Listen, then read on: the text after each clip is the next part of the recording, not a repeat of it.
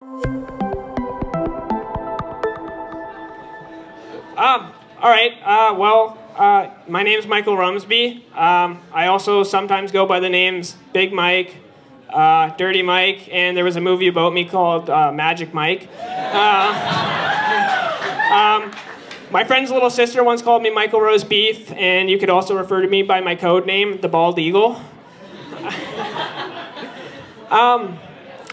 So I'm 21. I'm from the Halifax area. I'm a Dallas student. I'm in the co-op engineering program, and I'm actually working out at the airport right now with IMP Aerospace and Defense, which is a pretty cool job. You may know me from last month's event. I was there. That was my first time, and I absolutely loved it, so I came back. And you may also know me as that kid from TSN a few years back. I've kind of kept the same hairstyle and beard. I think I can pull it off pretty well. So when I found out that there were speakers last time, I came to Sean and I was like, hey, I like talking about myself. Did you mind? And I'm kind of an egomaniac, so, you know. But I guess you would hope that someone who likes talking about themselves has something to share or a bit of a story. So what my story is that back in 2010, I was 13 and I had some serious headaches, and I went, and long story short, I got a CAT scan and they found out that I had a mass on my brain. Then they went, they booked me for an MRI, and then they found out that I had a brain tumor. A brain tumor on my pineal gland, which is the center of my brain, like geographical center, and they couldn't do surgery because it was just too big. So I received chemo, and after receiving chemo, it shrunk enough that they did do a 10-hour surgery to the center of my brain, Journey to the Center of My Brain. I think that was a movie, something like that? No, maybe not. Oh, Journey to the Center of the Earth, that's something slightly different. So then they did that, and then I received a maximum lifetime amount of radiation on my head, and that was kind of why it killed the follicles in my hair and started to get a little balding, and then I decided to just run with it because I could. I want to go bald on my own terms.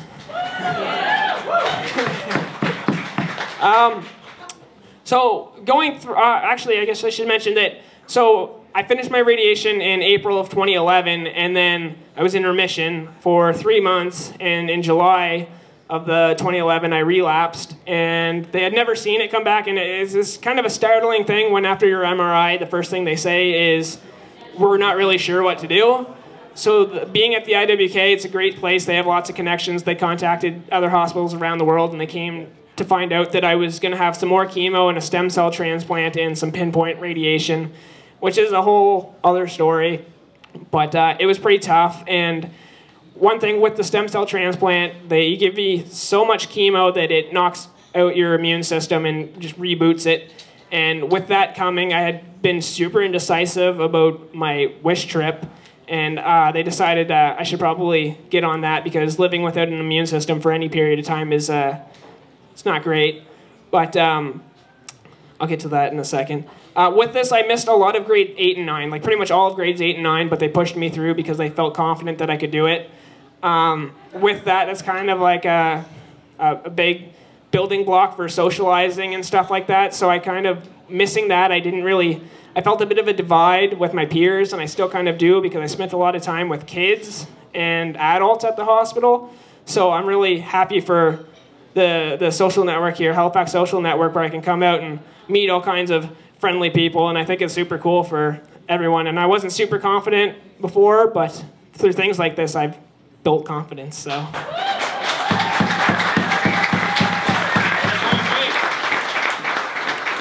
So, through being sick, which you kind of think it's the worst thing, and that was one thing that I really wanted to start sharing my story a bit more, because I've realized myself, having gone through it, that it was a bit of a speed bump, a little speed bump, but most people, when they hear cancer or childhood cancer, they've never really dealt with it, and I've realized since that it's kind of a a bigger, more ominous thing to other people. So I like to share my story to know that it isn't.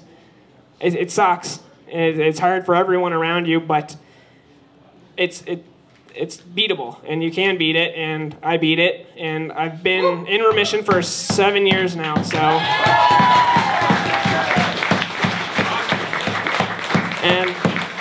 and although it was bad, there were some things that I got to do that I never would have been able to do. Like, one thing was I've gotten to share my story with the IWK through the telethon and be an ambassador and stuff like that. And being able to share my story is I never felt bad for myself having gone through cancer. I've always felt someone else had it worse, it wasn't that bad. And I never felt that it was like some sort of punishment or I did something wrong so that I got the cancer. And I feel now that I've beaten it and I was meant to do it. It's kind of something that was meant to happen, and now I can come and share my story and try my best to inspire people and stuff, and know that it can be done. I've gotten to speak at the dance marathons. I don't know if any of you have heard of that. It's a cool event. Gotten to go back to my junior high school and speak. I got to play Bantam AA hockey the year I got diagnosed. I wasn't allowed to play hockey because of the contact, but a coach, Paul Mason, contacted me and asked me if I wanted to be a part of his team. And I remember the night that I got that call after being told I couldn't play hockey, and that was my world at the time.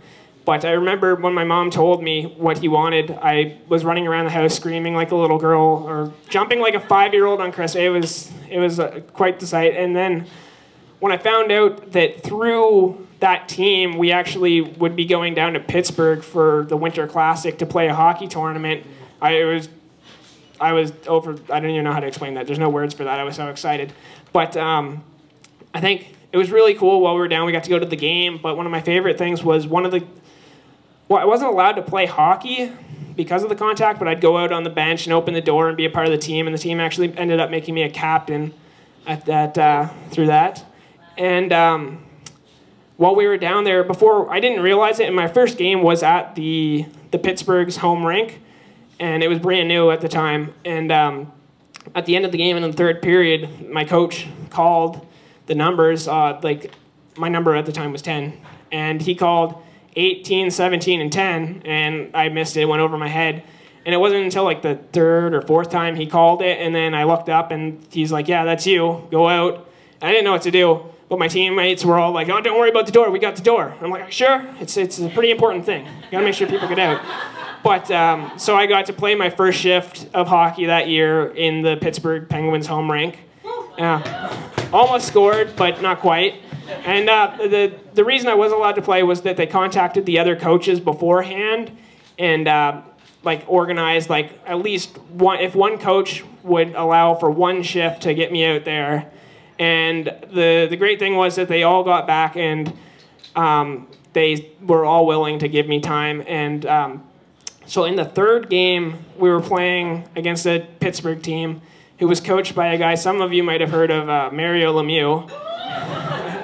And when I first got diagnosed and found out that I was getting radiation, I was kind of excited. I don't know if that's the right word. But I knew that Mario Lemieux also went through some cancer treatments, and so he was kind of a big hero for me.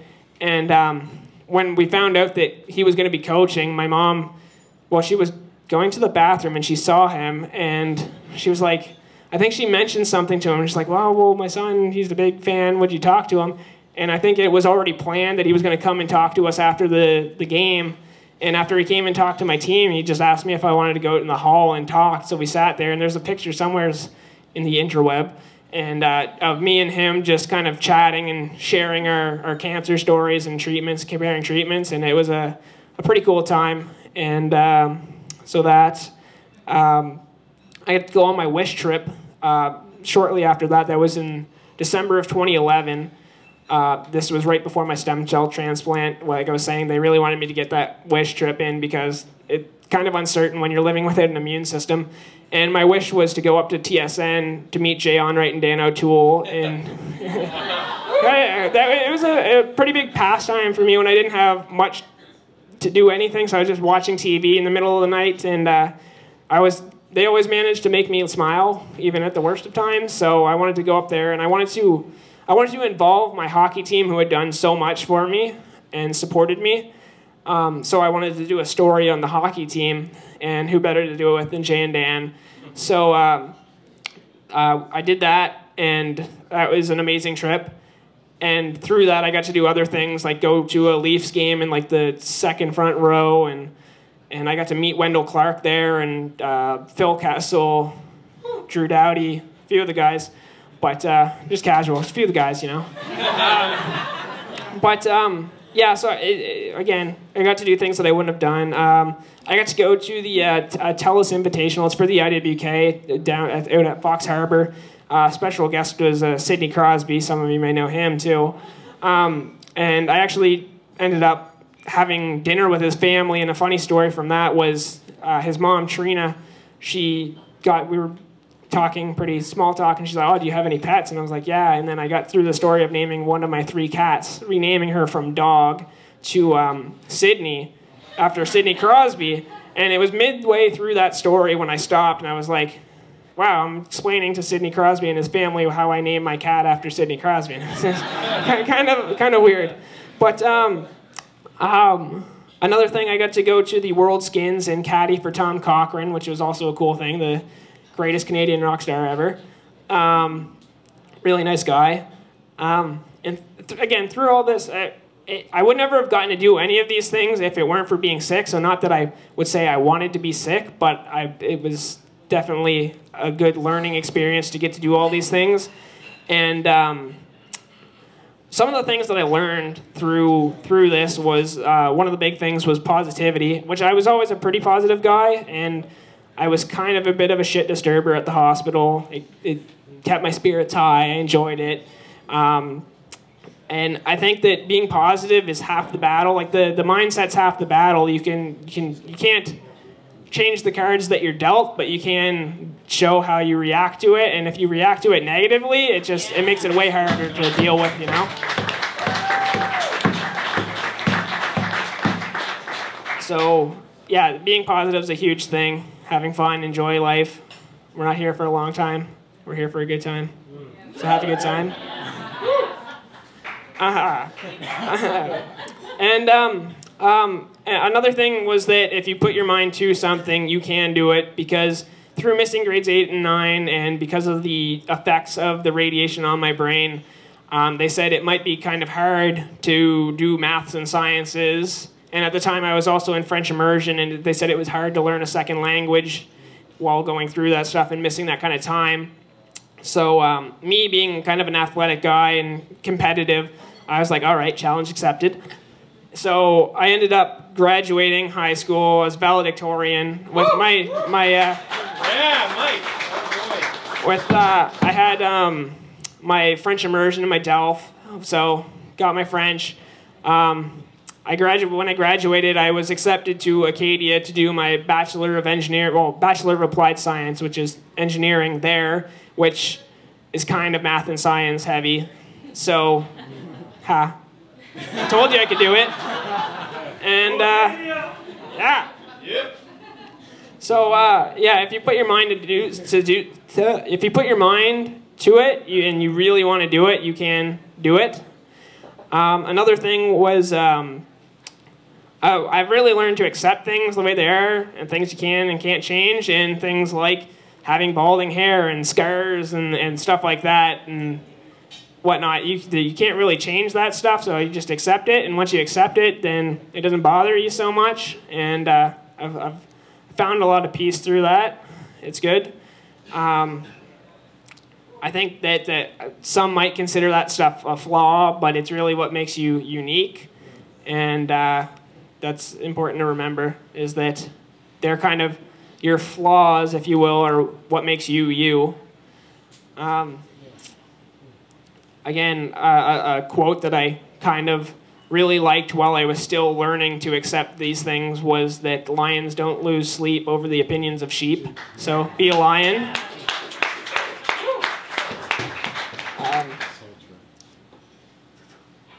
I've also, I guess, kind of learned that while you're going through something, and it may seem impossible, like the worst thing that could ever happen, and if you keep pushing through and you get through it and you look back in hindsight and I'm sure maybe not everyone here had cancer, but you've had something in your life where you thought it was just the worst, you were never going to get through it, but you pushed through it and you got through it, and now in hindsight you're looking back and it's just like, that wasn't the worst. It wasn't impossible. I did it. So that's important to remember even when you're at your lowest, that if you just keep pushing through, eventually it's like a roller coaster. Eventually you'll come back up to the top. So push through. And again, like with these lessons I've been able to learn and the things I've gotten to do, people I've gotten to meet, I really wouldn't have traded it for anything. And to a degree, I guess it's maybe a kind of cliche, but I'm glad it happened to me and not somebody else I cared about or just anybody. I care about everyone. So that's good. The hard part about it is that I made it through fairly unscathed, but the people around me, especially like my mother, it's hard on the people around you, and I think that's what I've hated the most about it, is what it's done to the people around me as opposed to what it's done to me. One of the things, while I was ambassadoring for the IWK and the telethon, a lady came up to me. I'd never met her in my life before, and she said, well, I was with somebody ambassadoring, and she just asked if I had a moment. And I was like, yeah, sure. And she said to me that she was watching from 6 Oncology, and her granddaughter had just been diagnosed with, I don't remember exactly what, but cancer. And that she thought that she just wanted to come and say hi to me and that tell me that my story was inspiring.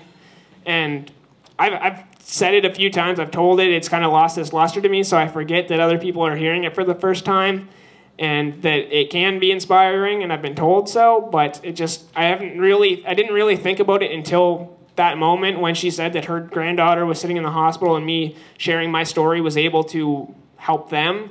And that's kind of really made me want to speak more and share my story more, and I've kind of like to reach a bigger market, a bigger stage in that, and maybe get some gigs and stuff like that. I'd probably polish it a little more than tonight.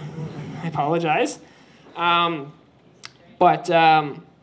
I just really want to be able to spread my message, and I would like to get out there and share my lessons. So feel free to come take a picture of my business card and connect. I'd love to connect with like-minded people and stuff like that, which is what tonight's all about. So thank you guys for putting on the event.